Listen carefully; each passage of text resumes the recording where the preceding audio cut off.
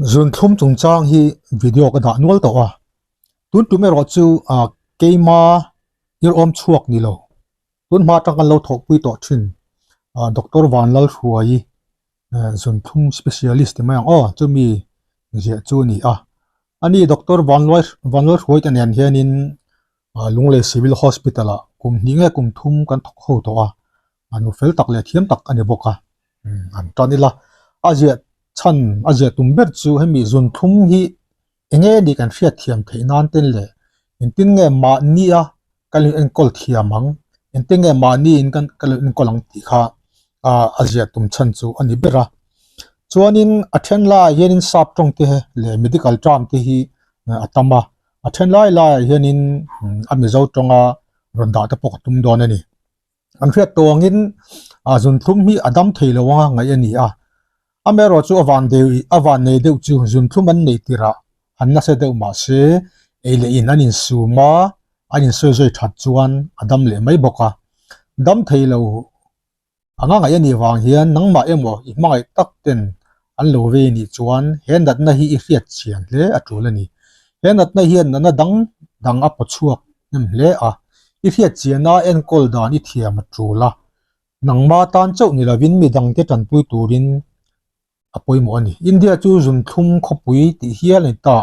tuna hian makta duai som thum pathumin ve mek anga chhut ani kovel pum pui zun thum zong za zela som pakwa chu india mi te anni khopui mi cheng te zinga hian za zela som 12.2 hian zun thum an veya hi sang zel turarin ani bokani kum sang ni som thuma chuan makta duai som riat in ve tura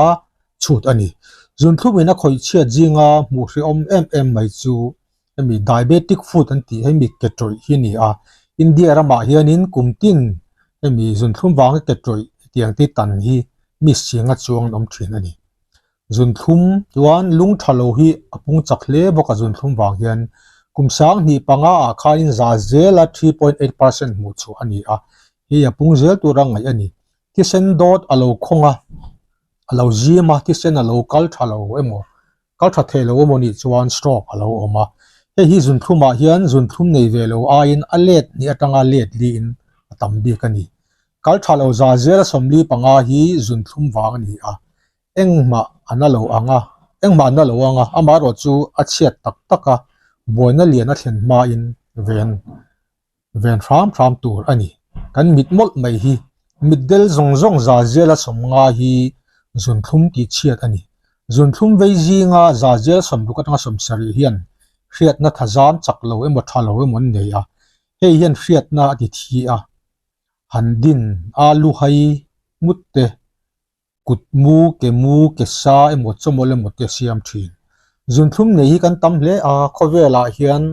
ala tam zel dona ma se hi tharang ro zun thum nei ini chuan nangma hian ai ngat tamania nunna ta na hla oma in en kol that lo chuan middle na te lung that lo na te kal that lo na te ke tan ngai te rang te a thlen thin ani ma taka hiat chua ma taka in en kol hi poimo hle chuti walin zun thum vei lo tur hian in ven thei bok enge ni zun thum chu kan taksa hian englai po in chakna amamo kan mut lai po in amamo ni chutiang bak in naw pangte hian chakna hi an mamo ani kan taksa hian thum glucose hi chakna tharhui siam na na manga thum tel lo chuan tharhui asiam theilo ani cho kan hian kan thil te chu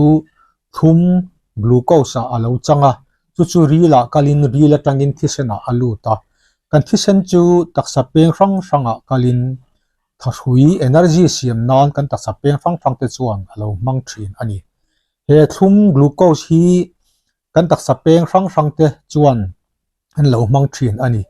he thum hi tharhui energy siam na mang tur chuan insulin kan taksa in amamo chu insulin chu kan taksa in alo tlak cham emo nei tlem emo chuan thum chu pan tangkai lovin thisen oma kan zung chuak boka chu ani thisen thum emo zun thum emo chu heng thum man tangkai lowa om chuan kan lo chawa kan nguaya tharhui kan nei lo ani bere kan cher tula ni ko hrelo le thi mai ta po kan ma bak thei ani zun thlum kan ei tin nge ka hria tang en tin nge lo lan chua zun thlum hian kan taksa pum le taksa chunga zong zong hi khoi chiat awangin alo lan chua dan po chi hrang hrang a theiang chu wang chuan bum mang nat na ti hian ani ma se kan taksa thum malo tam deuh hian lan chua dan bik ani ya chung te chu tui hal huam le dang ro zun zin em le zun tam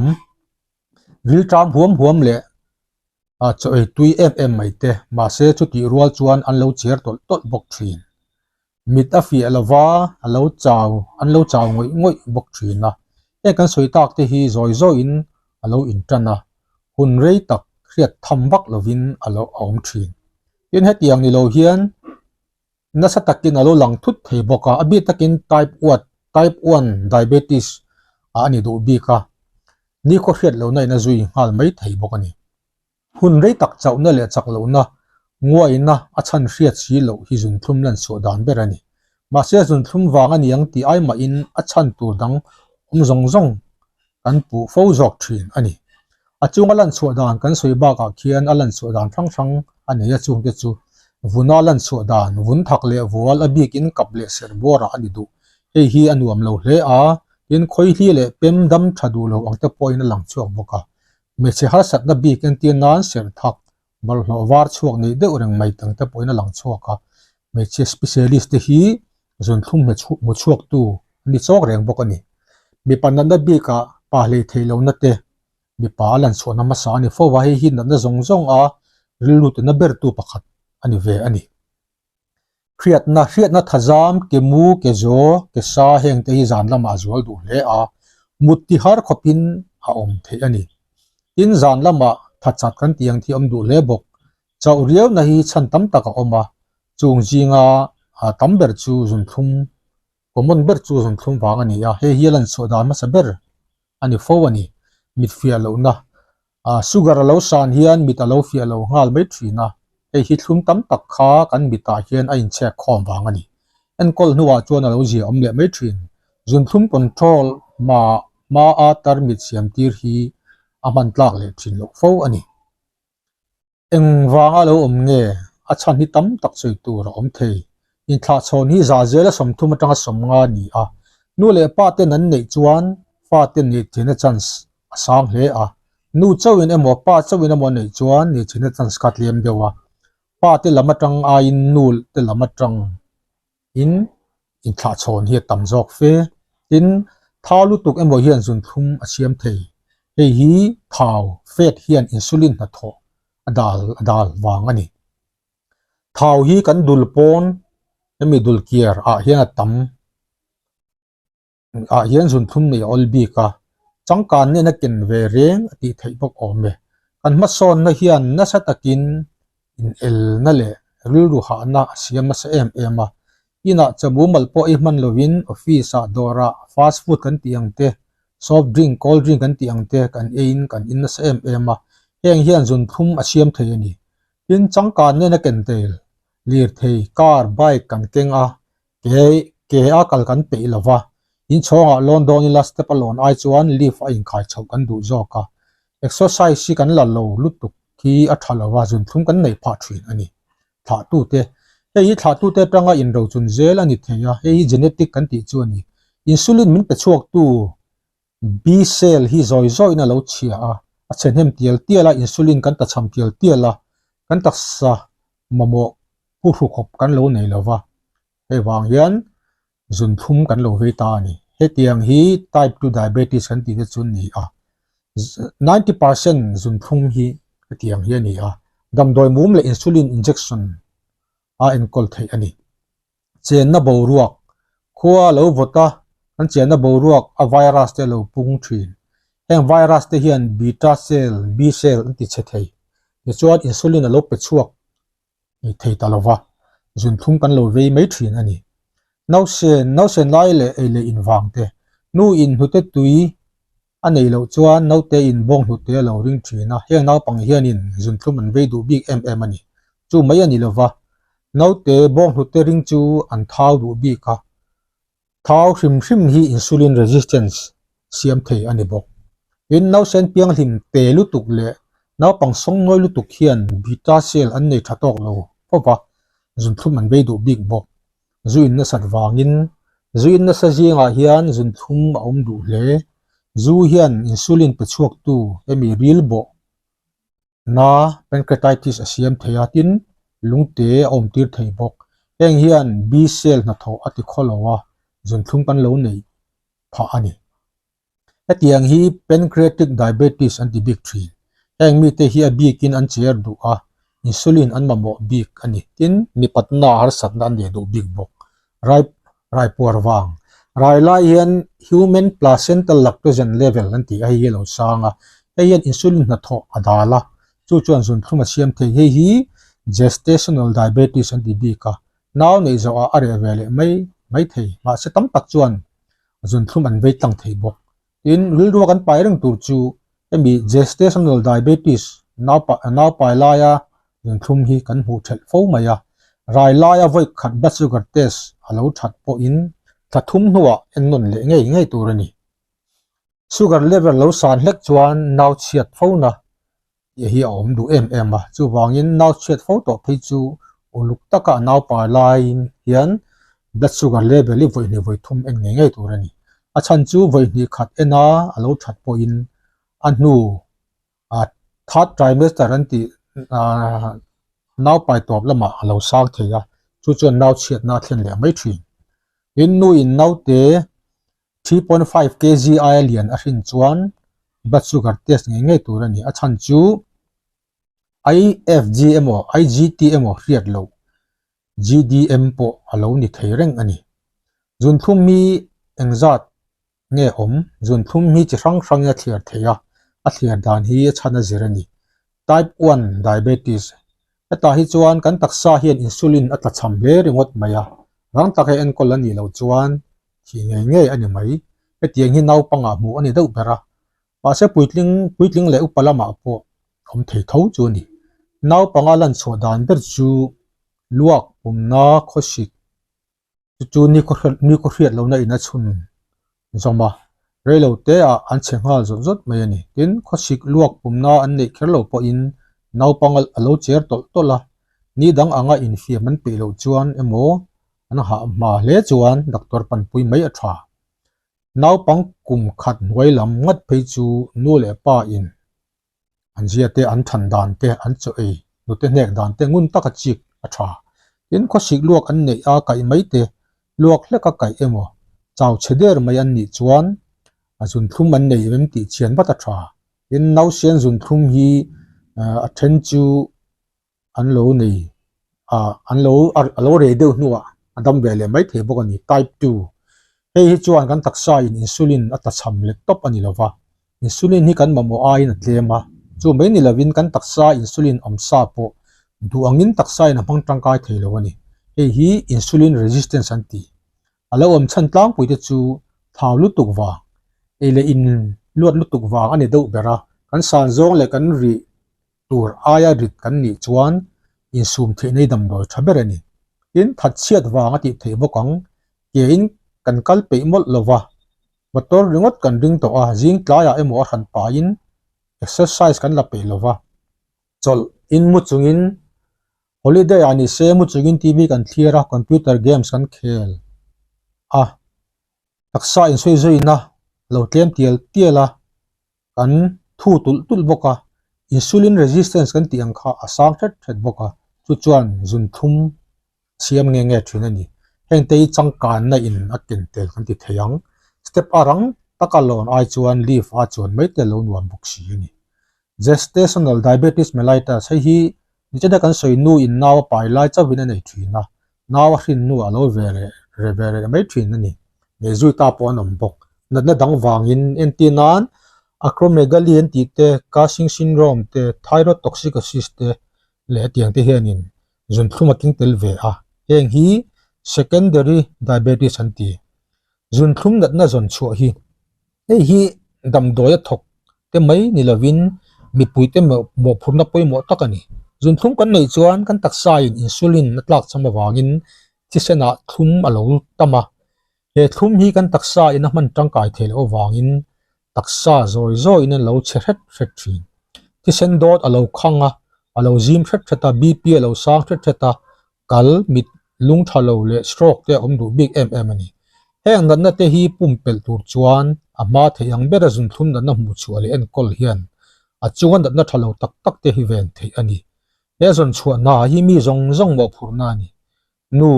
le pa in an nei phei chuan kum som mi kan lo tin atang hian kum tin voi khatal ka ti sen thum le thum lo kan en ngei ngei thin tur ani tin naw pai la hian voi thum tal ti sen cheka tha mi naw alo chiat pho to phei chuan in check ka doctor ron ngei tur ani naw pai la ya nu in zun thum nei hian naw te pum chunga kom khan a chiat pui thin awangin en kol that le angai thin chu mai ni lovin naw pangkha alo suilin na a har sada tam tak om thei naw dama alo pian po in pian sol na chang thang ane lo vek po in ti sen lama dik lo na om thin heng te veng tur hi chuan naw pai la in check mun poi mo em ani kan lo upa thret theta kan lo thau thret theta kan tha lo thum thret thret hian zun thum nei thena chance po ho tam ve thret thin in thau mi ti sen sang nei te ti sen na thau thalo nga mi kan le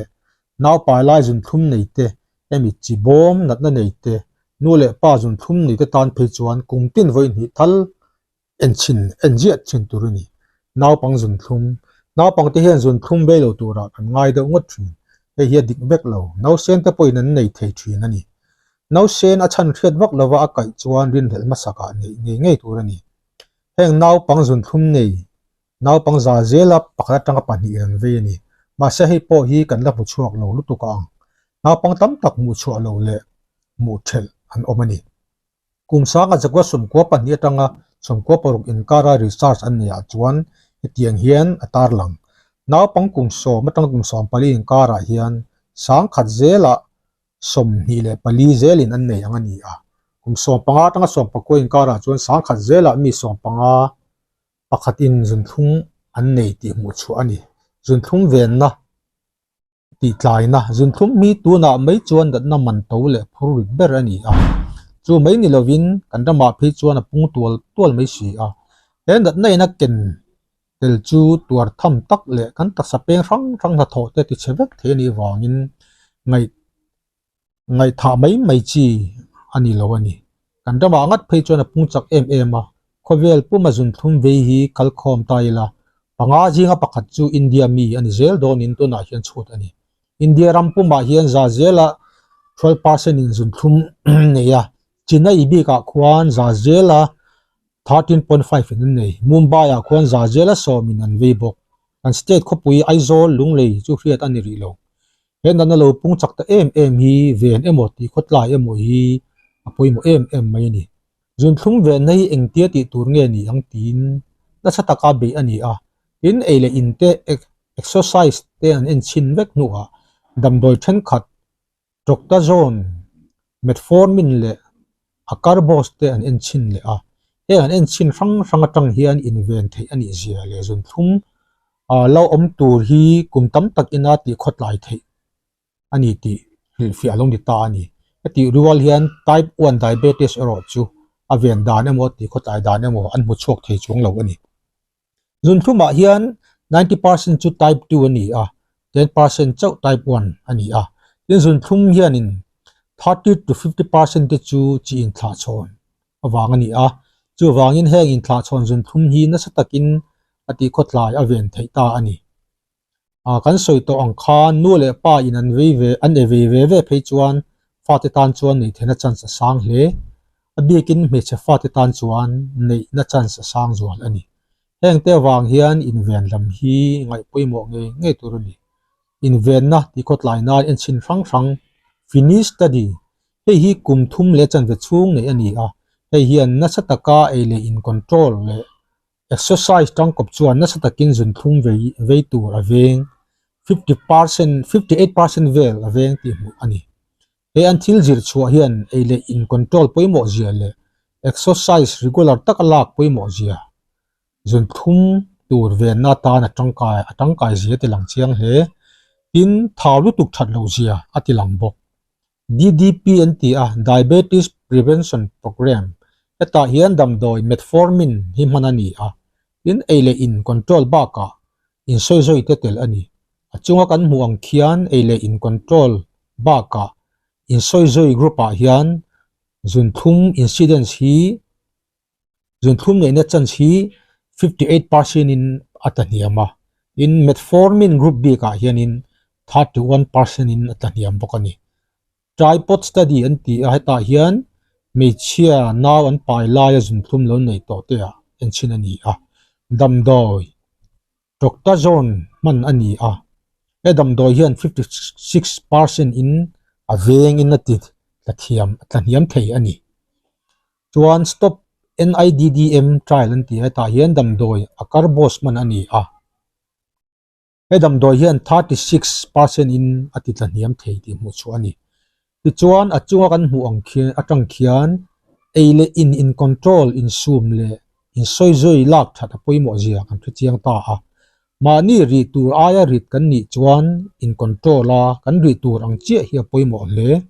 kan hriat the dan tur chuan ol samber chu kan san zong hi a centimeter in te taila chu ta chang chuan za pa ila chu kan ri zong tur ani kan rong tur dut sam chu ni entir nan a centimeter za somruk tan chuan ri zong tur chu za pa ila ke ji somruk dash anti a dietary approach to stop hypertension one diabetes kisen sang le zun thum veng tur kan eile in tur te atlang pui mi zo te hian tel oil hi kan e tamma ma thin ni na lang kisen sang le zun thum ne te kan han zo hian tel hi kan e tam biao hlom maya WHO in country sel na ta na thatok tu hian tel hi liter chan ve 500 ml thakata mi pakhat in a thatura ni ati kan taksata na thatok ai tam hi kan e furlom ome chuti ni chuan kan chung ko member pali kan ni chuan thakhat chung ta na kan tel oil mamo zat chu liter ni ani tina lo ni kisen sang le zun thum ve nan le en kol nan hian kan eile in hi poimo em a salam a in thlai hring e nem mi tha a thlaya hian a hna le ara te hrisel em a LAG kerot ang chi te bul ui te po hi kan taksa in natna adona ti chaka purun hian ti sen sang le zun thum ma ti niama changkha le thlai na ho te hian na satakin zun thum le ti sen sang aveng thei avenga tin en kol nan po tangkai hle ani marcha hi hrisel ti mu chu ani boka tuna chuan a hrisel zia antlang a pui mek zelani thei chi rang e tam hi a fin thla ka atui in te hi thale amai ro chu ki sen sang le zun thum nei te chuan emi soft drink kan ti mai fruity coca-cola fanta epi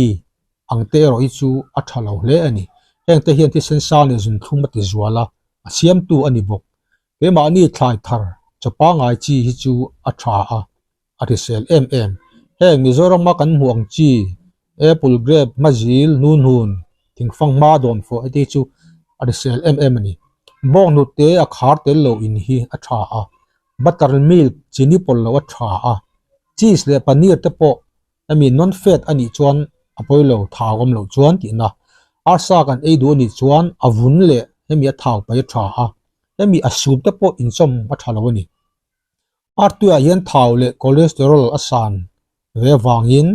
ei tam lo a tha sanga hian thaw thachi kan ti ang omega 3 fatty acid anga wangin a sanga hi a himber voksa ero pumpel rama tha dal le achipui dang pal sang chi chana ang ti chi te hi arisela chini butter ghee le oil ang chi te hi e tlem a tha kan eile in te chu thil chi rang thei thlai na sa ang te ani turani thlai na hring le thlai na eng chi te le carrot radish milk bong tu te ei tama tha kan ri na te hi a tha to ka kan wong reng tur ani chu eile in le in soizoi a control tat tur ani kan eile in te fim khur taka thlan thin tur ani thaw tam lo na hi thlan fo thin na tha thum lu tuk tur ani lo wa alu tuk tur ani lo boka a thei ram chuan a thar lam e thina tha chi hemi salt hemi pakhat indikata atan gram li atanga ruk ani tel hi gram som panga tanga som ni ani yami pakhat tan chu thir fian te thum livel ani tel ti hianin mi tel pa ngai ni lo butter te giu te sa thau te pot telani zun thum en kol dan India ram bi ka hi chuan changkan zel na le dun phung in thak chho zel hian zun thum mati tam ta em ni na lang hetianga kan lo pun chho zel awangin a en kol dan le in ven dan thria te pui mo em ani India hi WHO chuan zun thum khopui ati hial ani an chu dan chuan kum sa ni somni panga vela chuan 5.72 crore zun thum vei am tura ngai ani in zun thum vei zinga hian thataka en kolna dong chu za zela som tanga som pani chok an ni a tam zo khian en kolna tha an dong phalo bok ani zun thum en kolna hi than thiam ngai hle a en kolna hi aveite hian an pom thap lo chuan control har ani zun thum vei tam tak te chu ele in control le in soi le dam doi na control that hle la in tam tak ki chuan insulin an mamo hal thi in insulin hi naw pai lai te in zai ngai te na dang en ten dan TB vei te hian an mamo hal thin boka zun thum hi ti sen sang nian hian akal kop du hle a chu wangin zun thum en kol rualin ti sen sang hi uluk toka en kol ngai tu ani bokani zun thum en kol nei na tum te zun thum sang lu tuk tur le niam lu tuk tur ven ani zun thum in na kalpui ti sen sang le ti sen ta thau chia en kol ngal zun thum awanga midel na kal thalo lung thalo zeng le ketan ngai ven tat te zun thum veite nuam taka nun phung pa nga ya an nun ve nan te kan blood sugar hi chei ma in 120 mg per dl ai sang lo le chei kham 180 mg per dl ai sang lova da tum tatte HbA1c al chi hi 7% ai sang lova da tum ani chuanin zun thum HbS ALC hian kan zun thum average control thum atang ata min hriat tira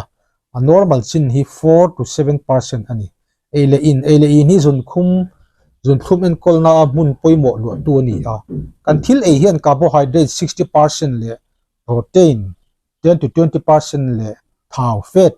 20% a keng tur ani ele in b ka hun b dika e hi poimo em a kan thil e a hi te chuan vitamin A C le E atam tur ani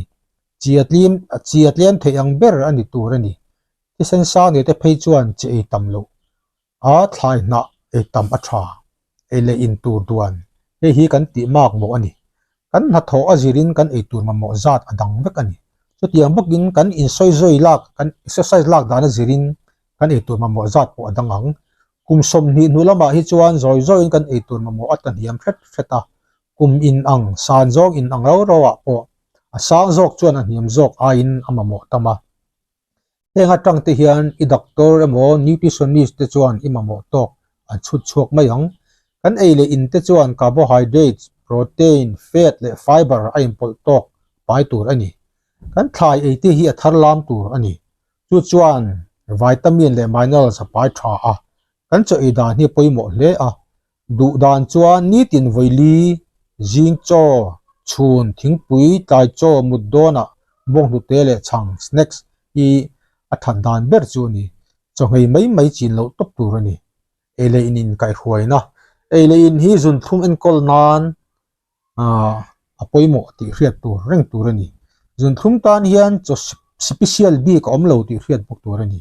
midang ten an 18 ang hi kan e ve thei tho ti hriat tur ni chu wangin engzat nge kan e theiang ti hi in zo fo zok tur ani cho hemi bu fai kan e lo tur kan e lo tur ti dan pakhat ma chuang lova hemi ata hui chau kan e tur ti dan po chuang lo heng ho hian za zela 70% starch thum siam tu an nei vek ani chu wang chuan bu emo ata mo e lo a in engzat nge e ti apoi mo zok ani chu wang chuan a hre chiang tan chuan bu e ti apoi mo zok ani chu wang chuan a hre chiang tan chuan bu hi zun thum nei tan ai thei ti hre dang tur ani kan protein e kan ti tam tur ani chumi tu chuan chana te dal te kan e tur ani a sa tang a in thlai tanga protein kan mu hi a tha a mi fingin kan ngei jok ani thlai na thlai ra ei tam hi zun thum control na na tangkai em a chu mai ni lovin thi sen thau chia ti tlem na na poimo em be lam chi te thlai dang le na hring te kan ei tam tur ani tel butter giu ei tlem a tha heng te hian thi sen thau chia ti tam thin ani hei kan ei tlem hian lung na tam tak an pumpel thei ani thau lam tel kan du lo zual te chu butter gi coconut oil vok riak te heng ho hian thi sen na thau chia te tam ma bik em ni tina kan ei le in hi ti tlem a tha a bik in thau lu tuk tan te phei chuan ti tlem nge tur ani voi khata ei tu a in tlem de va ei zin a tha hei hian zun thum control a ti thabi thlai le thlai na chi te hi du tok in ei theya bul nei chi alu bal pang bal kol bar ha ti ei thei thoma sala in sum de wa tha ele in thataka control ani chuan ami nun thung pa ngai kan nung theya zun thuma wanga har satna om thin te kan veng theya dam doi tam tak kan ei angai lo pha a kan ri na control atangkai em in soi poimo zia kan thri a hai chu soi teu to lo mayang chuangin in soi ba ka kan khan ei le in te he khok to ru tuk ta po bun lo tha a blood pressure control te apoi mo azun thum control te a re tu lo nan chuanin ole khang kha kan soi thei to chu no mai sela a thui de ulaka rem changa kan lo chun zom le don nia